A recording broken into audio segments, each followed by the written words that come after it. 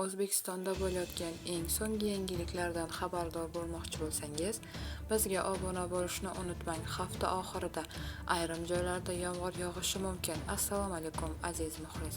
Shanba kuni O'zbekistonning katta qismida quruq ob-havo salqinlanib turadi. Dam olish kunlari O'zbekistonning ayrim hududlarida yog'ingarchilik kuzatiladi deya xabar bermoqda O'zgidromet agentligi. Juma va shanba kunlari O'zbekiston hududining katta qismida quruq ob-havo salqinlanib turadi. Faqat respublikaning shimoli-g'arbiy hududlarida, Qoraqalpog'iston Respublikasi, Xorazm viloyati va Navoiy viloyati cho'l hududlarida 12 aprel kuni yomg'ir yog'adi va momaqaldiroq kuzatiladi.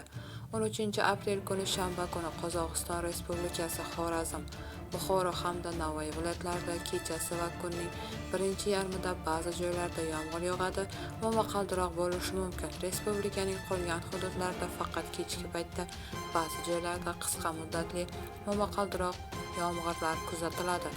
Surxondaryo viloyatida va Farg'ona vodiysida yog'ingarchilik kutilmaydi. Ushbu kunlarda ko'pchilik viloyatlarda juda iliq ob-havo salqinlanib turadi.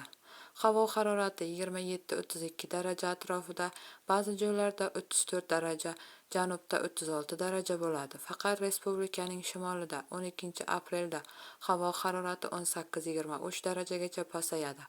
Ammo 13 aprelga kelib harorat yana ko'tariladi.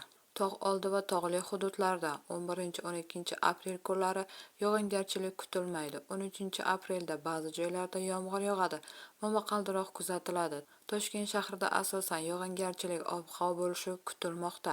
Faqat 13 aprel kuni kechga tomon qisqa muddatli yomg'ir yog'ishi, momaqaldiroq bo'lishi mumkin. Harorat asosan kechalari 14-19 daraja, kunduz kunlari esa 27-32 daraja iliq bo'ladi. Bu xabarni barcha do'stlarimizga jo'natib qo'yamiz hamda videomiz ostida bir dona like tugmasini bosishni unutmaymiz.